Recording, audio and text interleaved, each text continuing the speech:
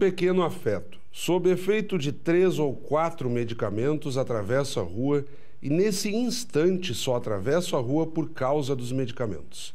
Para comprar cigarros e olhar a moça do bar.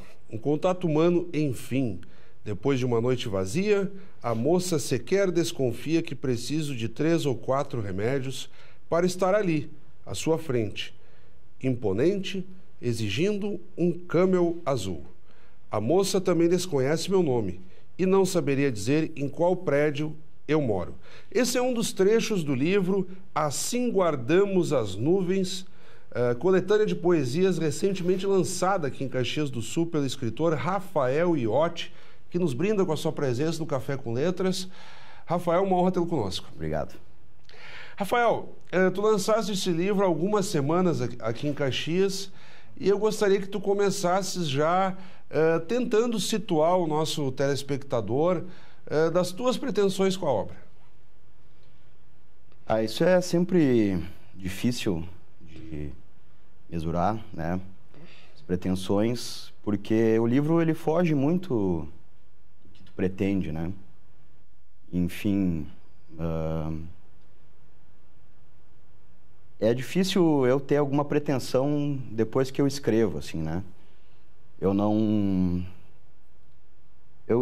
A única pretensão, acho que o escritor tem, ou para mim, pelo menos, é ser lido, né? Ser lido, ouvir algumas coisas sobre o que eu escrevo. Mas, fora isso, assim, a maior pretensão, a maior felicidade, eu acho, de um escritor é ser lido. Então, a única pretensão que eu tenho é essa. E assim, no decorrer do livro nós temos variações de escrita. O teu tom mais utilizado é a prosa. Um poema proseado, digamos assim. Sim. Não há aquele rigor com as rimas. Nós vamos ter um poema curtinho, um poema com uma narração quase que num período só. Por exemplo, nessa leitura que eu estava fazendo aqui para a abertura do programa, eu praticamente parei ali porque, enfim, o trecho tinha que... demandava ali já iniciar o programa. Mas ele era quase que um período só. E devidamente ali troca de verso, mas ele está numa sequência. Como que foi para ti essas variações no jogo de escrita? Eu me considero um poeta principalmente prosaico, né? Não tão lírico, às vezes tem, né, um verso ou outro mais lírico, né, mas eu venho de uma geração, né, de poetas mais prosaicos, assim, o que eu gosto de ler mesmo são poetas que dialogam, né, com esse gênero, um gênero meio híbrido, assim, entre prosa e poesia, né. E vice-versa, assim, eu gosto muito também da prosa mais lírica, né? Tem um escritor que eu gosto bastante, que é o Roberto Bolanho, e ele falava que a melhor poesia escrita no século XX foi escrita em prosa, né? Ele cita Faulkner, Joyce, Proust. Enfim, eu gosto muito dessa variação, assim, dessa coisa mais híbrida, e eu me considero, assim, um poeta mais prosaico, assim, uma coisa mais, né, que não tem um rigor, né, métrico, um rigor formal, assim, né, eu preciso trabalhar isso com essas rimas, com essas sílabas, né, mas eu também gosto muito da poesia, assim, né, metrificada, enfim. Um fator que é colocado também, ali... o interlocutor, digamos assim, fica tentando ser chamado a atenção, digamos assim, porque o sujeito, digamos, o eu poético ali, se coloca numa situação, olha, a pessoa não sabe exatamente que eu precisei tomar medicamentos para estar aqui, trabalha muito com a ideia da ocultação pelo que se passa com a própria pessoa, e talvez a dificuldade em ser visto, ou em última análise, ser compreendido. Num outro poema, tu abres da seguinte forma, Caxias não é a mesma sem ti, ou algo do tipo. Quer dizer, há aquela sofreguidão, assim, aquela preocupação em demonstrar algo que por um motivo ou outro não ficou claro, mas também não é tão categórico, né?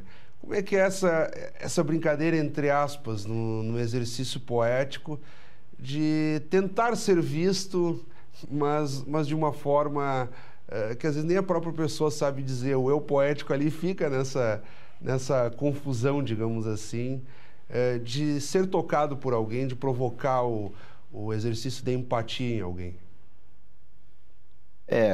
A poesia, né? Eu fico meio encabulado, assim, né, de dizer a minha poesia, né, porque parece meio grandioso, assim. Uhum. Mas não tem como escapar disso, né? Mas a minha poesia, eu acho que ela tem bem como tu falou, assim, né, uma busca de uma empatia, né?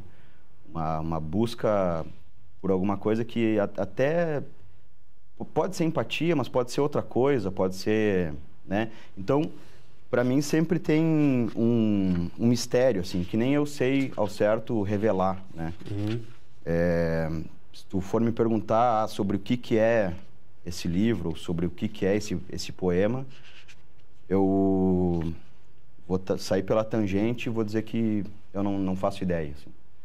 Então, eu não tenho muita consciência, assim, do que é exatamente o meu material poético, né? Sobre o que eu escrevo, o que está ali, né? Tem duas coisas que eu acho que a Verônica Stiger escreveu na orelha ali do livro, que escrevendo, assim, né? Eu pude notar um pouco. Tem dois temas que para mim são muito caros, que é o amor e a morte, né? Então eu acho que a busca por essa empatia, a busca por uma visibilidade, digamos, isso remete também à primeira resposta, né? Que eu disse que a única pretensão era ser lido. Claro. Né? É uma busca por alguma coisa, né? Uma busca realmente por um toque, esse poema evidencia bem isso, né? O pequeno afeto, que é uma pessoa que, enfim, né? Não tem muita dificuldade para fazer uma coisa muito simples e é tocada por uma caixa, por uma atendente. E é isso, né? Esse pequeno amor, essa pequena empatia, de atravessar a rua e comprar um cigarro e ver que tu sabe que tu tem uma correspondência, uma conexão. Uhum. Tu é, de certa forma, amado em pequena proporção. Uma assim. estima? Estima, exatamente. Olha só, no decorrer do livro também há o exercício de epígrafes. De modo, quando eu falo epígrafes, são aquelas frases esparsas de uma obra ou outra, uma citação, um pensamento. Aqui na abertura do livro estão devidamente colocados Hilda Hilst e Minha Voz Cantiga, Meu Verso, Meu Dom, de Poesia, Sortilégio, Vida. Leva-os contigo, por mim, Hilda Hilst.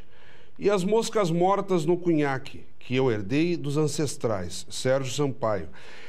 E aqui está na devida epígrafe mesmo, aquela de abertura do livro. No decorrer dos poemas, elas aparecem de uma forma um pouco discreta, às vezes mais destacada já no topo da página. O autor ou tem o nome completo ou as iniciais. Qual foi a tua jogada no sentido das epígrafes?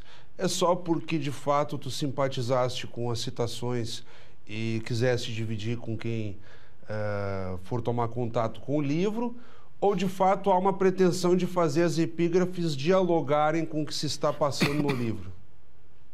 Não, as epígrafes, elas são completamente pensadas e muito pensadas, né? Uhum.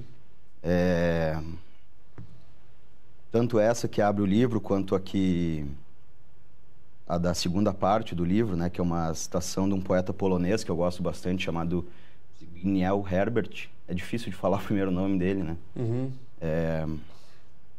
Mas todas elas são pensadas, né? E eu gosto muito de epígrafes, gosto muito de livros com epígrafes. É uma coisa que chama bastante minha atenção, assim.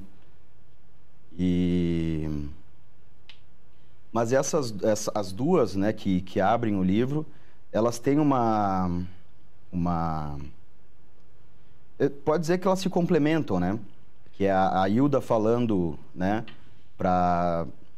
ela fala num poema que é para alguém, né, um interlocutor, que nem tem em alguns poemas meus.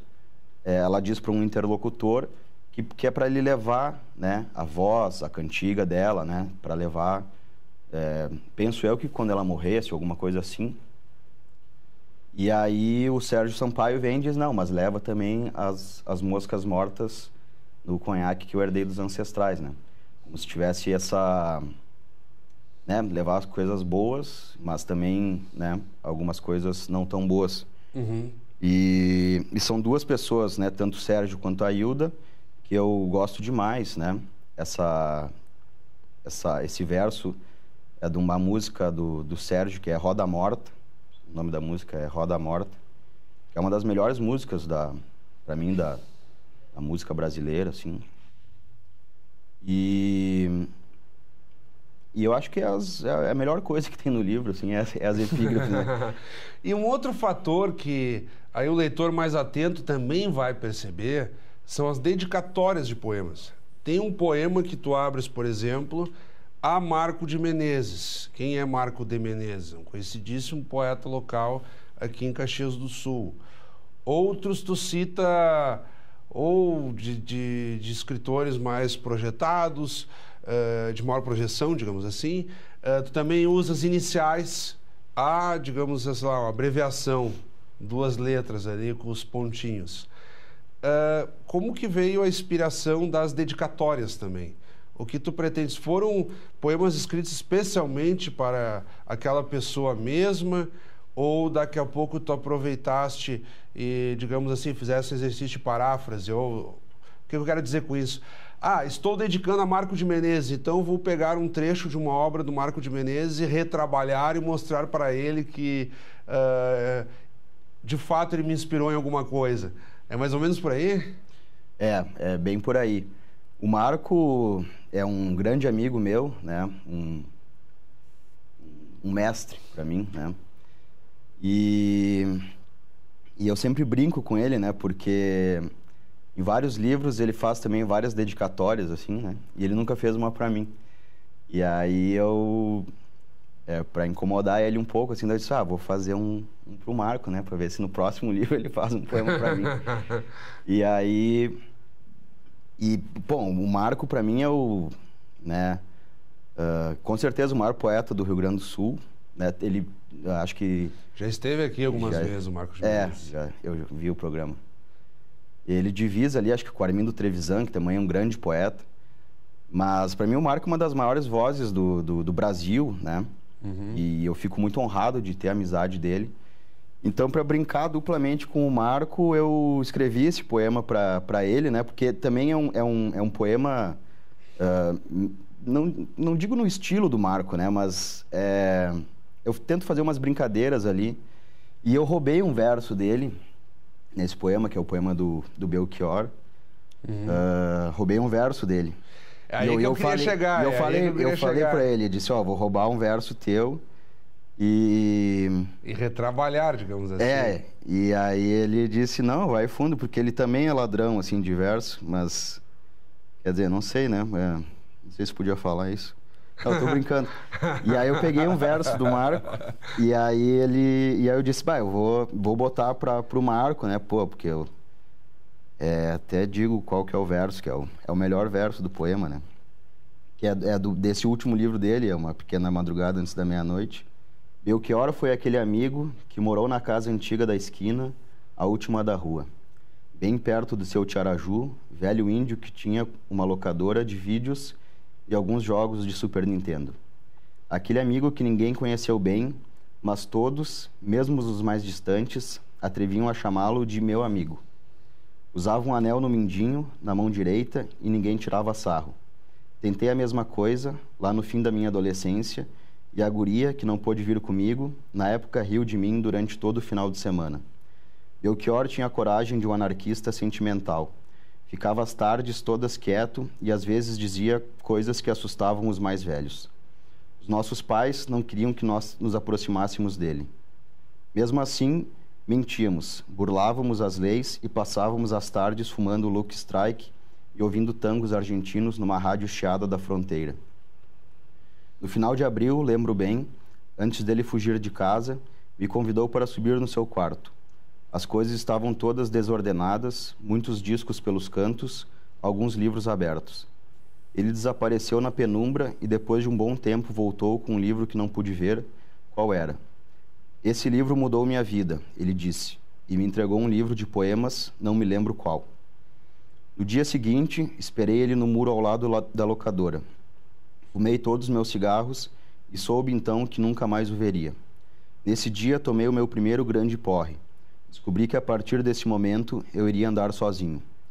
Quando Belchior se foi, perdi duas coisas muito importantes, que hoje lembro com uma certa tristeza. Uma espécie de inocência e aquele livro de poemas. Muito bom, isso aí é a homenagem do Café com Letras ao nosso amigo aí, Marco de Menezes, grande poeta de Caxias do Sul. Mas assim, para não perdermos o embalo aí, Rafael, vamos dar um tempo então na abordagem do teu livro aqui, Assim Guardamos as Nuvens, pauta do Café com Letras desta semana, e de imediato vamos chamar as dicas do autor. Roda a vinheta aí.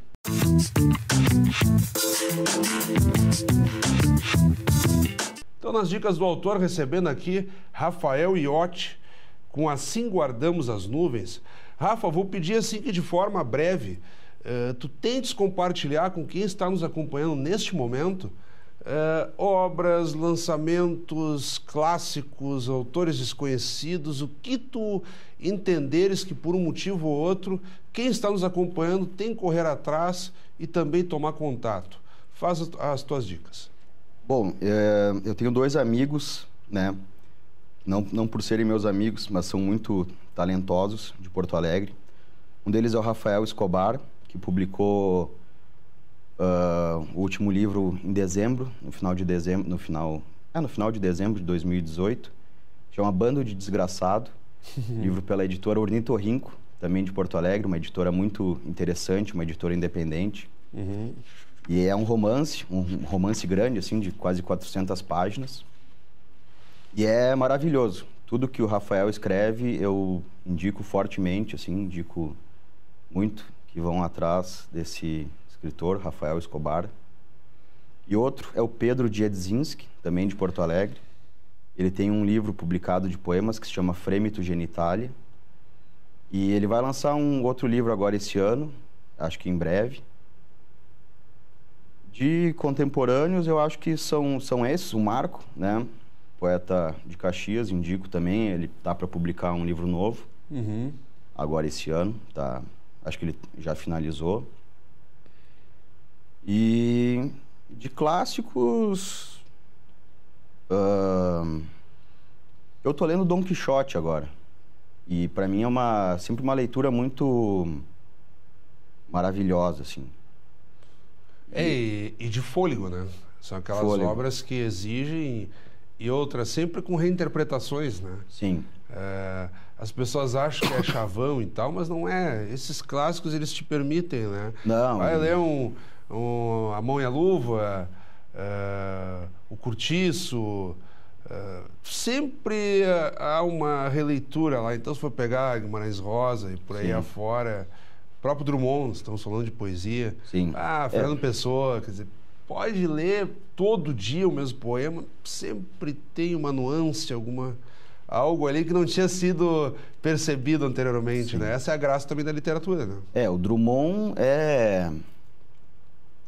eu não gosto muito de dizer grande mestre, mas Drummond é, para mim, um maior poeta do Brasil, né? Talvez de língua portuguesa até. E o Drummond é uma coisa meio assim, eu leio o Drummond como as pessoas leem a Bíblia, assim, né? Pego o Drummond para ler, e sempre é uma leitura diferente, mas sempre é uma coisa maravilhosa. Aí que é interessante, né? A percepção de nuances, porque a poesia também tem muito do teu repertório de leitura, mas muito especialmente de estado de ânimo, né? Daqui a pouco o teu momento vai traduzir muito daquilo que vai te chamar a atenção, né? Daqui a pouco numa situação mais eufórica ou numa situação um pouco mais depressiva, mais triste, né? As sensibilidades e as formas de percepção, elas mudam, né? Isso é muito interessante, né? E assim, Rafa, dessa capa aqui, vamos tratar da capa já. Quando tem ilustrações, nós nos debruçamos sobre as ilustrações. Mas aqui temos uma capa, mal bem uma foto comum, em preto e branco, mas a escadaria com uma perspectiva de cima a baixo. O que tu tentaste com essa capa? Ou é simplesmente uma projeção aleatória que a editora te deu e tu, tudo bem, coloca assim. Como funcionou isso? Essa capa é uma foto do meu amigo e grande fotógrafo Vicente Karkuchinski, de Porto Alegre, que é também quem assina a capa do primeiro livro, meu primeiro livro. E eu gosto muito das fotos dele, né? Para mim, ele é um fotógrafo ímpar. E a editora fez algumas capas, assim, mais genéricas até. Claro. E aí eu disse, não, vamos tentar com o Vicente de novo. Ele me mandou algumas fotos que ele fez, assim, né? Eu mandei meu livro para ele, pela internet, né? E aí ele leu e aí disse, pá, vou te mandar umas fotos aqui que eu acho que fecharia bem. E aí essa fechou, assim... Mas eu não sei bem o que né? Eu nunca vou dizer assim o que eu pretendo com alguma coisa, né? Porque eu também não sei o que eu pretendo, né? Tipo, o que eu pretendo com essa capa, o que eu pretendo com esse poema. Claro. A Mas minha função aqui é te provocar, né? Exatamente. Já que tem a capa aí, vamos tratar dela também. Para ilustrar bem isso que eu falo, assim, tem um poema que eu dedico à minha irmã, nesse livro. E antes do lançamento agora, no lançamento aqui em Caxias, ela estava comigo indo para a livraria, pro Arco da Velha, e ela perguntou assim, o que tu quis dizer com aquele poema que tu escreveu para mim? Isso é muito complicado. E aí eu disse, tu sabe que eu nunca vou falar isso, nunca vou tentar explicar isso, porque nem eu sei ao certo, né? Claro. E aí ela disse assim, eu acho que tu escreveu por isso, isso e isso. E era uma coisa que eu nunca tinha imaginado, que aquele poema pudesse gerar essa interpretação, claro. Né? Então, para mim, a literatura é sempre hipótese, né? Sim, porque a perspectiva da escada sempre é chegar ao topo, né? Mas daqui a pouco o sujeito aí, numa perspectiva de sofreguidão que caracteriza muito dos teus poemas, o sujeito de cima para baixo está em fuga. Sim, né? Daqui a pouco se liberta, né? Pode ser também. Exatamente, é uma boa interpretação. Enfim, Rafa, sou muito amigo da tua mãe, a nossa amiga jornalista Cláudia de Lucena. Conversávamos muito para tu participares do programa, só que por uma questão de tu estudares fora, às vezes dava essa dificuldade. Então saiu o programa, estou muito gratificado de poder falar contigo. Parabéns pela tua obra, cara. Muito obrigado. Fico feliz pelo convite.